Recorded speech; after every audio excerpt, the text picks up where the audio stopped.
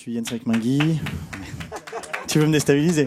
Je suis là pour présenter le métier d'e-sport manager, qui est l'un de mes différentes casquettes. Donc moi, je me simplifie pas la vie parce que j'ai la flemme de faire un seul métier à la fois, donc j'en ai 5 en ce moment. Donc e-sport manager en est un. Que dire de plus? Il y a 10 ans, dans 13 ans que je suis dans l'e-sport. J'ai commencé à 19 ans, ça s'appelait pas l'e-sport, ça s'appelait pas. On jouait aux jeux vidéo de façon compétitive, on voulait être les meilleurs et on pouvait, si on avait de la chance, gagner un bravo. Après, on a gagné une souris et puis maintenant, ils gagnent des millions d'euros. Voilà, moi, je suis devenu e-sport manager sur le tard, très très tard. En fait, à la base, j'étais un joueur e-sportif qui s'est révélé être un joueur raté. Et donc, comme j'adorais l'e-sport, j'ai voulu continuer dans ce domaine-là et je suis devenu premièrement rédacteur, puis community manager. Puis j'ai eu une boîte de community management, puis j'ai eu la chance de monter un projet qui s'appelle le Meltdown, qui a bien réussi et qui m'a permis d'investir dans pas mal au moment de la revente dans pas mal de sociétés différentes. Et dans l'une, j'ai investi parce que j'adorais l'e-sport, qui s'appelle Gamers Origin, et j'ai surtout investi de ma personne en devenant leur DAF, puis leur e-sport manager, et maintenant je suis uniquement l'e-sport manager. Voilà. Donc ça, c'est pour l'historique. Sur le métier en lui-même. T'as fait une école de com, toi aussi? Non, j'ai fait aucun. Alors moi, j'ai pas fait d'études. Donc j'ai joué aux jeux vidéo dès mon plus jeune âge, dès que j'ai pu. Non, parce que les études. Non, mais moi, je suis pas capable. Je suis quelqu'un qui est pas capable d'apprendre en fait quand on me dit il faut que tu saches ça. Je suis pas capable de l'apprendre. Je suis obligé d'apprendre en faisant des erreurs et à l'expérience. Donc tout ce que je sais, je l'ai appris en tâtonnant. Voilà, j'ai créé des boîtes en tâtonnant. J'ai appris à gérer un bar en tâtonnant. Maintenant, j'ai appris à gérer des joueurs en tâtonnant, à leurs dépens. Et donc, voilà. Donc, en fait, ce qui s'est passé, c'est qu'à la base, quand on a fondé le Meltdown, on a eu des joueurs qui sont venus nous voir pour nous dire qu'ils voulaient représenter notre marque. Parce que le Meltdown, c'était cool. C'était un bar, venir boire gratos et foutre des tatanes aux autres joueurs sur les jeux. C'était sympa. Donc, Luffy nous a rejoint en 2013 et à son contact et au contact des 2-3 autres joueurs qu'on a accompagnés à l'époque, j'ai pris goût à les accompagner en compétition, à les encourager, à prendre soin d'eux, à faire en sorte qui gagnent là où moi j'avais pas réussi à gagner à l'époque dans le passé. Donc en fait il y a un petit côté psychologique à mon avis qu'il faudrait analyser, mais ce sera pour avant ma mort. Donc entre temps, j'ai appris ce métier-là, et ce métier, il y a pas mal de points qui font qu'on peut être un bon e-sport manager. La première chose à savoir, c'est qu'il faut pas faire ce métier. Si vous avez envie de le faire, arrêtez. Mais si on vous retrouvez coincé vous avez plus le choix et pour continuer dans l'e-sport, vous êtes obligé de faire ça. Et ben voilà les points. Donc le premier, c'est savoir recruter les bonnes personnes sur les bons jeux au bon moment. Donc en fait, en gros, si vous voulez, dans l'e-sport, il y a quelques jeux. Il y a quelques années, il y en avait 3 ou 4. Maintenant, il y en a, je dirais, toute petite dizaine de jeux qui sont compétitifs à haut niveau et qui surtout permettent à une société de vivre de ses joueurs. Donc ça veut dire d'avoir une représentation, d'avoir des sponsors que ça peut intéresser, de sponsoriser des joueurs sur ce jeu-là. Par exemple, on va citer League of Legends, qui est forcément le jeu le plus connu en e-sport à l'heure actuelle. Ce jeu-là est le jeu e-sport. Donc forcément, c'est super bien d'avoir une équipe sur ce jeu-là. Par contre, comme je viens de le dire, c'est le jeu e-sport. Donc tout le monde veut être sur ce jeu-là. Donc c'est très difficile. Et puis après, il y a d'autres jeux comme Clash Royale ou comme le jeu de danse là, comment ça s'appelle, Just Dance, qui sont des jeux où il y a beaucoup moins d'e-sportifs et du coup, c'est beaucoup plus facile de les recruter. Et pourtant, ça peut intéresser aussi des marques de sponsoriser, par exemple, une championne de Just Dance, Dina, je crois qu'elle s'appelle, la vice-championne du monde française. Et donc, voilà, une marque, forcément, c'est un autre e-sport. C'est un e-sport où on danse, donc ça peut, je sais pas, intéresser une marque de vêtements de sport ou ce genre de choses. Donc, à côté de ça, donc il y a les jeux, il y a les joueurs. Donc, un joueur, s'il est bon, il va forcément être dans une bonne équipe. Donc, il va être difficile à recruter. Donc, les seuls joueurs qu'on peut recruter, c'est les joueurs qui ne sont pas encore dans les équipes. Donc, il va falloir les scouter, il va falloir les trouver, il va falloir les trouver comme on les trouve. En général, les joueurs entre eux savent qu'ils sont les meilleurs joueurs qui ont 10 ans de moins qu'eux. Donc, ils vont vouloir le cacher. Et donc, il va falloir aller les interroger et leur donner l'envie de te faire découvrir des nouveaux joueurs. Donc, ça, c'est le côté un petit peu psychologique. Il faut leur faire dire qui sont les mecs qui sont meilleurs qu'eux. Et en général, ça se joue à la fierté et tout. Est-ce que tu crois que lui, il est meilleur que toi? Il te dit non, donc ça veut dire que lui, il faut le prendre. Et puis ensuite, bon, bien sûr, il y a les résultats, donc il faut aussi se baser sur les résultats des joueurs. Un joueur peut être super fort, mais ne jamais obtenir de résultats, comme le disait Luffy tout à l'heure, sur 10 ans de compétition qu'il a pu expérimenter dans un jeu particulier, Street Fighter. Il y a que 20% qui ont réussi à perf. Et tous les autres, c'était juste des wannabes numéro 1, quoi. Bon, après, on peut se satisfaire d'un éternel de numéro 2 ou 3.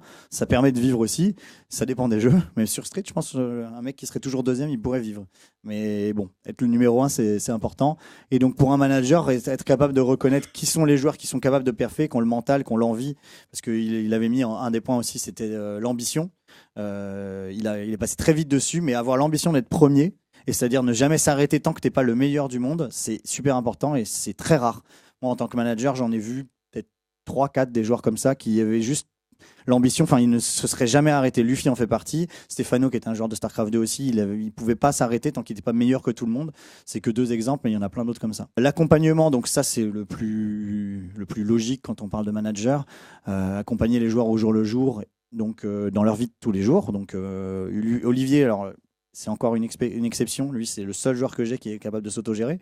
Mais tous les autres, il faut leur apprendre à faire pipi, leur apprendre à se torcher, leur apprendre à faire les courses, manger équilibré, se lever le matin. Quand je dis le matin, c'est avant 18h.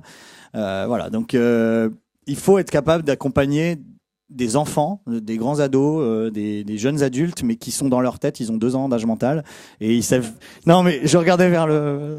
Ils ont 2 ans d'âge mental et ils savent faire une chose dans la vie, c'est jouer aux jeux vidéo. C'est pour ça qu'ils sont très bons. Mais le reste, ils savent pas le faire. Donc il faut être capable de se dire, voilà, moi je vais le faire à leur place et je vais leur rappeler. Et en fait, au final, il faut leur apprendre à le faire parce que le but c'est pas de le faire pour eux toute leur vie. Et puis donc en LAN, donc LAN, ce qu'on appelle LAN, c'est les compétitions en fait où on se retrouve dans un stade ou dans une salle et on joue les uns contre les autres. Et donc c'est là que les tournois se passent. Donc voilà, bon, on les apprend en LAN, organisation, trouver les compétitions. Bon, bref, on leur trouve toutes les compétitions auxquelles ils doivent participer. On organise comment y aller. De faire en sorte qu'en gros ils aient plus qu'à se concentrer sur la victoire. Suivi journalier, je l'ai dit juste avant, donc en fait il y avait 2 fois le même point. Oui, alors si quand même, il faut quand même être vachement présent dans leur vie de tous les jours. Ils ont beaucoup de problématiques, que ce soit d'ordre psychologique, d'ordre justement parental. Il y avait une question par rapport à ça. C'est le rôle du manager aussi de convaincre les parents. Là en ce moment j'ai un joueur qui s'appelle Dargamas qui a 16 ans, qui est belge et qui devait venir à Paris, à Montpellier, et on va à Lyon la semaine prochaine, enfin le week-end qui arrive. Et convaincre ses parents que moi je vais m'occuper de leur gosse, qui m'ont jamais vu, ils doivent me faire confiance, l'envoyer en train de Bruxelles à Paris, je vais le chercher à la gare, machin, blablabla. C'est très compliqué, mais ça fait partie du boulot. Et je l'ai fait pour un joueur hongrois dont la mère ne parlait pas anglais, donc il y avait un traducteur hongrois-anglais qui parlait anglais comme une vache espagnole. C'était absolument, j'ai passé 4 heures un dimanche après-midi, j'ai passé un moment incroyable. Liaison structure joueur. Alors aussi voilà, par exemple les 2 joueurs qui sont là sont de Gamers Origin, Luffy chez Red Bull. Il y a plein d'autres structures. Il faut savoir en fait toujours défendre le joueur et la structure, parce que le joueur peut être aussi avoir une mauvaise influence, une mauvaise réputation, peut mal se comporter, que ce soit envers les sponsors ou sur les réseaux sociaux. Il faut être capable de lui faire comprendre que s'il agit de façon négative, la structure va mal le prendre et il peut se faire virer de la structure ou plus grave, la structure peut perdre le sponsor et donc ça peut impacter la vie des autres joueurs de la structure. Donc il faut toujours être capable de faire le milieu, parce qu'il ne faut pas non plus que le joueur se sente lésé lui de son côté. Bon bah voilà, j'ai fait le point très rapidement sur les sponsors. Donc en gros, toutes les structures sont vives de l'e-sport grâce aux sponsors. Et il faut faire attention à ce que à la fois leur image de marque soit respectée, les contrats soient respectés, les joueurs soient heureux, ou au moins fassent semblant d'être heureux de représenter la marque. Et le cas échéant, quand c'est vraiment une marque qui sponsorise au niveau de l'utilisation matérielle ou ce genre de choses, qu'ils le fassent bien et qu'ils gagnent avec le matériel de la marque. Voilà. Bonsoir, Bonsoir. Mickaël, je ne suis pas d'ici, je suis avec le pôle universitaire de l'honneur de Vinci, voilà, sur la défense. Et je suis comme vous, je suis manager. Voilà. J'ai une question, est-ce qu'il serait intéressant d'avoir un coach mental ou un psychologue pour des joueurs qui tiltent beaucoup? Tout à fait, oui. Voilà. Alors, en l'occurrence, moi, je présentais le métier d'e-sport manager, mais je suis pas tout seul dans la structure à m'occuper des joueurs. Effectivement, alors, comme je le disais au début, je travaille avec beaucoup de structures, donc j'ai aussi un coach mental qui travaille avec moi sur un projet en Italie. C'est le seul coach mental que je connaisse. Et bon, en l'occurrence, j'ai pas encore eu l'opportunité de vraiment voir ce que ça allait donner comme résultat. Ça fait très peu de temps que je travaille avec lui. Mais au-delà de coach mental, il y a des coachs qui s'occupent des joueurs au jour le jour, qui leur fixent un planning d'entraînement. Et moi, en tant que manager, je m'occupe de faire respecter ce planning d'entraînement. C'est-à-dire que les joueurs ont un planning. S'ils n'arrivent pas à le respecter, enfin, si le coach n'arrive pas à les faire respecter, moi, je leur explique que la big picture, quoi. Le fait que si tu respectes pas ton planning aujourd'hui, l'effet papillon fait que dans un an, tu seras dans un autre métier. J'allais pas en citer un parce que s'il y en avait un dans la salle, il allait mal le prendre. J'allais dire chez McDo. J'ai l'impression que toutes les grandes structures en France, en tout cas, comme Millennium, Eclipsia, peut-être pas vous, c'est peut-être une exception, elles privilégient de plus en plus les créateurs de contenu, les web TV, et de moins en moins le sponsoring de joueurs. Est-ce que j'ai craqué? En termes de revenus ou en termes de... Ben justement, c'était ma question, c'est-à-dire toutes les structures comme Eclipsia, Millennium, elles ont abandonné beaucoup de joueurs sponsorisés ces dernières années. Elles ont gardé que des équipes phares sur des jeux phares. Alors déjà, Eclipsia n'a jamais eu de joueurs e-sport, ils sont contre l'e-sport. Oui, enfin, ils sont pas contre l'e-sport, mais ils sont contre Eclipsia, le fait d'avoir une équipe e-sportive. Ben justement, Eclipsia, c'est peut-être un bon exemple. Ouais. Pourquoi en fait? Est-ce que c'est juste parce que business model en fait? Parce qu'en termes de logistique, peut-être. Est-ce que c'est parce qu'en termes de logistique, un joueur c'est beaucoup plus dur à gérer, ça rapporte peut-être moins en termes de visibilité. Par exemple, Joka qui travaille chez Eclipsia, il est ancien e-sport manager, c'est juste qu'il a plus envie de faire ce métier-là chez Eclipsia. Eclipsia, leur métier, c'est du contenu audiovisuel autour des jeux vidéo d'abord. Et ensuite un petit peu dans une moindre mesure l'e-sport, puisqu'ils font que les LCS sur League of Legends. Tout le reste de leur contenu, c'est du contenu audiovisuel traditionnel d'entertainment dans le jeu vidéo en fait. D'accord.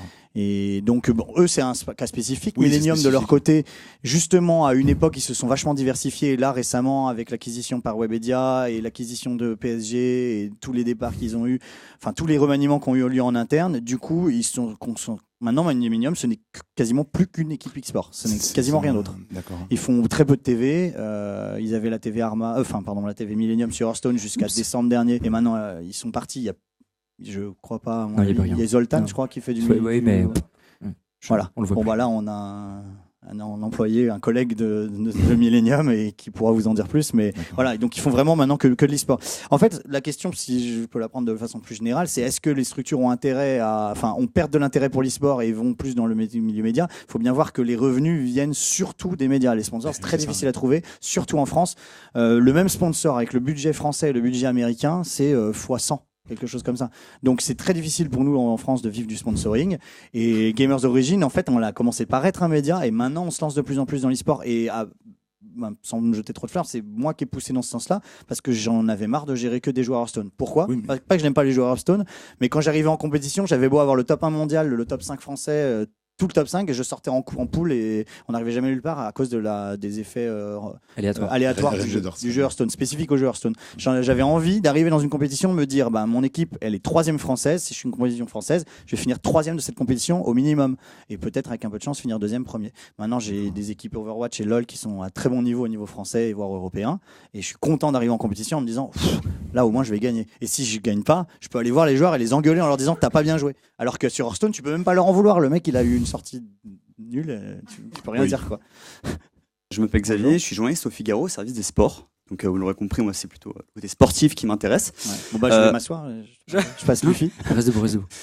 Du coup, c'est par rapport à la notion de e-sport manager. Ouais. Aujourd'hui, dans les équipes de foot, de rugby, le manager, il a un rôle prééminent.